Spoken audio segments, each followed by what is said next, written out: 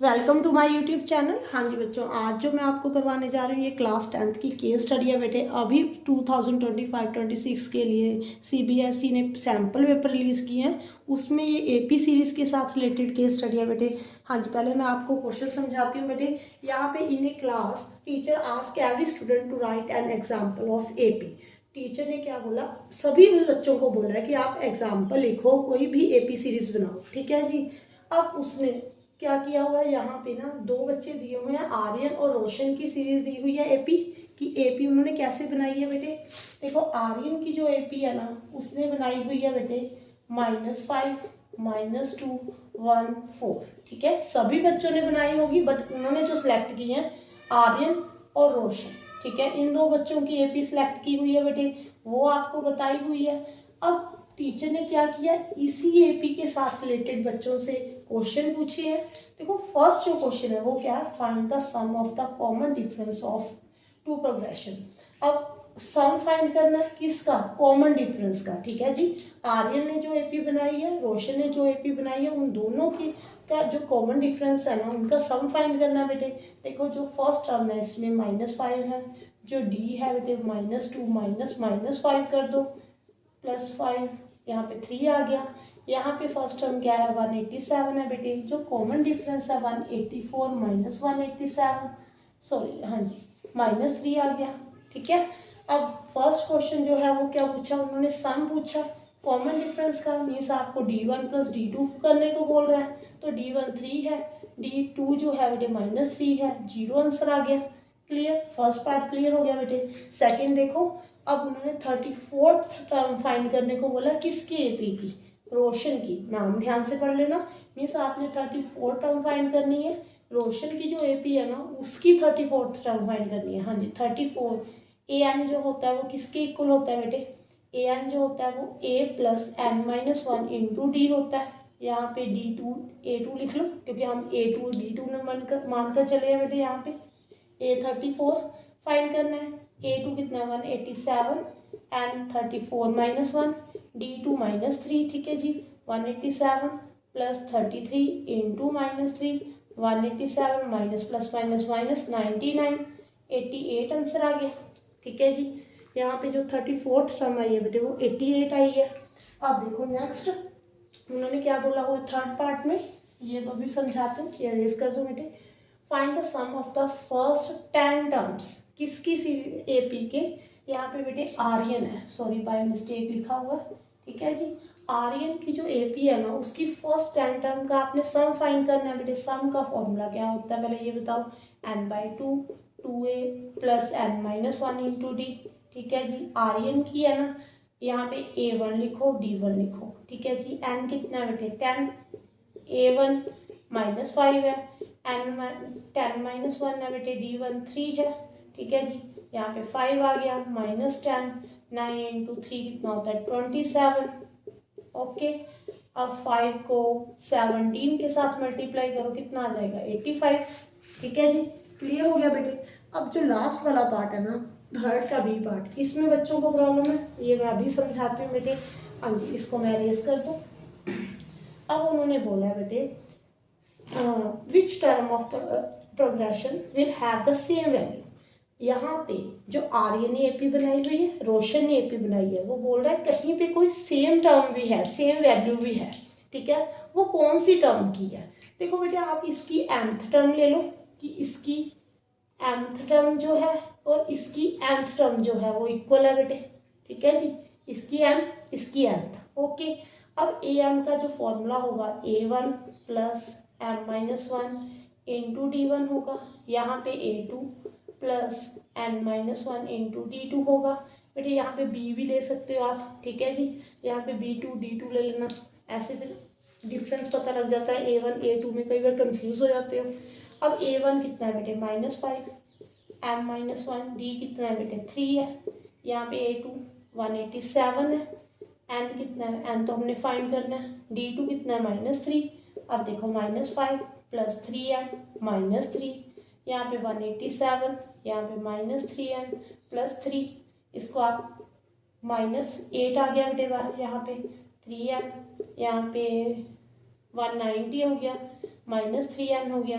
अब आप क्या करोगे बेटे, m वाली टर्म को इधर लेकर आओ लेफ्ट हैंड साइड पे, 3m प्लस 3n हो जाएगा, 190 प्लस 8 हो जाएगा, 198 हो गया बेटे। ठीक है जी। अब आपने क्या करना है बेटे, यहाँ पे ना 3 कॉमन निकाल लो। ठीक है, जब आप 3 कॉमन निकालोगे तो m प्लस n हो गया 198 के इक्वल। अब 3 के साथ क्या कर दो, डिवाइड कर दो। ठीक है जी, कितना आ जाएगा m प्लस n, 66। ठीक है जी। अब देखो, अब आपको अपने आप कॉम्बिनेशन बनाने पड़ेंगे कि m और n क्या हो सकता है। ठीक है, यहाँ पे देखो, एक मिनट देखो बेटे, यहाँ पे अपने आप अब सोचना पड़ेगा m की वैल्यू क्या हो सकती है, n की वैल्यू क्या हो सकती है। मैं इसको थोड़ा सा अरेंज करती हूँ बेटे यहाँ से। ठीक है जी, यहाँ पे देखो m प्लस n जो है वो 66 लिखा है। ठीक है जी। आप अपने आप सोच कर देखो m क्या हो सकता है, n क्या हो सकता है। देखो बेटे, m जो है 1 हो सकता है, ये 65, तभी दोनों का सम 66 होगा। ये 2 हो सकता है, ये 64, तभी दोनों का सम 66 होगा। यहाँ पे 3 हो सकता है, ये यहाँ पे 63। ठीक है जी, दोनों का सम कितना होगा, 66। ऐसे बहुत से कॉम्बिनेशन है बेटे, है ना। देखो यहाँ पे अगर 34 हो, यहाँ पे 32 होगा, तब दोनों का सम जो है 66 होगा। मीन्स यहाँ पे अगर 33 हो, यहाँ पे 33 हो, तो दोनों का सम 66 होगा। इससे आगे तो बेटे रिपीट होने स्टार्ट हो जाएंगे। अगर मैं यहाँ पे 34 लिखूँ, ठीक है जी, एक बढ़ा रही हूँ, तो यहाँ पे कितना आ जाएगा, 32। ठीक है, ये सेम रिपीट होने शुरू हो गए। हमने 33 तक देखना है। अब देखो, अब आप सोच रहे होंगे कि मैम ये तो बहुत मुश्किल है कि हमें एक एक की वैल्यू पुट कर देखनी पड़ेगी। एक मिनट बेटे, मैं आपको समझाती हूँ। यहाँ पे देखो, यहाँ पे आर्यन है, यहाँ पे रोशन है। ठीक है बेटे, अब आर्यन की mth टर्म थी, इसकी nth थी, ये याद रखना। ठीक है, आर्यन की m1 है, मतलब कि फर्स्ट टर्म, ये तो आपको मालूम है, -5। ठीक है, इसको तो हमने फाइंड नहीं करना बेटे, ये तो मालूम है। अब रोशन की 65, मतलब कि n के प्लेस पे अगर आप इसकी nth टर्म देखो तो ये a2 plus n-1 into d2 थी। ठीक है जी, a2 187 था, यहाँ पे n-1 इंटू -3 था। अगर आप यहाँ पे 65 पुट करते हो, एक बार चेक कर देखो कितना आ रहा है। यहाँ पे देखो 65 -1 इंटू -3 187। ठीक है जी, यहाँ पे 64 इंटू -3, यहाँ पे प्लस माइनस माइनस, 4 3 12, 192। अगर आप कट करोगे तो -5। ये क्या, ये तो फर्स्ट ही टर्म इक्वल आ गई। एक बार चेक सेकंड को भी कर ले बेटे। अगर यहाँ पे ये 2 है, m2 है, इसका मतलब क्या हो गया, सेकंड टर्म। ये तो आपको फाइंड करने की कोई जरूरत नहीं है, आप यहीं से देख लो, सेकंड टर्म -2 है। यहाँ पे 64, अगर आप यहाँ पे 64 पुट करते हो बेटे, यहाँ पे 63 आ जाएगा। 3 3 9, 6 3 18।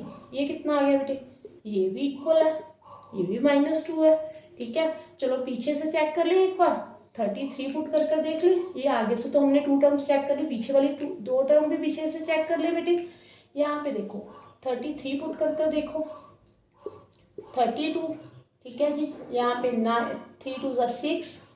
ठीक है, 9, यहाँ पे कितना आ गया बेटे, 91। ये रोशन की सीरीज चेक की है हमने। ठीक है जी, अगर आपने आर्यन की चेक करनी है वो भी चेक कर लो बेटे। आर्यन के कहाँ पे चेक करूँ, एक मिनट। अगर यहाँ पे 32 है, ये भी एक बार चेक कर लो। ठीक है, यहाँ पे अगर 32 है तो यहाँ पे 31 हो गया बेटे। ठीक है, यहाँ पे 3 हो गया। अगर आप कट करते हो तो कितना आ जाएगा, 94। ठीक है, दोनों चेक कर लिए। अब आर्यन की तो यहाँ पे हमें वैल्यू मालूम नहीं है, चेक ही करनी पड़ेगी बेटे। ठीक है, आर्यन की जो सीरीज है उसमें अगर आपने mth टर्म फाइंड करनी है तो a1 plus m-1 into d1 है। a1 कितना बेटे, -5। यहाँ पे m-1 इंटू d1 कितना बेटे, यहाँ पे 3 था। अब m के प्लेस पे आप क्या करो, 34 एक बार पुट कर दो बेटे। 34 -1 इंटू 3 -5, यहाँ पे कितना आ जाएगा, 33 99 आ गया। ठीक है जी, 33 को 99 के साथ मल्टीप्लाई किया, कितना आ गया, हाँ जी, फिर 94। ये देखो, ये भी सेम है। ठीक है, अगर आप यहाँ पे 33 पुट करते हो तो यहाँ पे 2 आ जाना है, ठीक है जी। यहाँ पे 6 आना है, फिर 91। इसका मतलब क्या हो गया बेटे, आपको तो एक टर्म पूछा था, यहाँ पे तो कितने कॉम्बिनेशन है, यहाँ पे ये जो AP है वो इक्वल है बेटे। देखो इसकी फर्स्ट टर्म, इसकी 65 टर्म, इसकी सेकंड, इसकी 64, अगर इसकी थर्ड, इसकी 63। मीन्स इसका मतलब क्या हो गया बेटे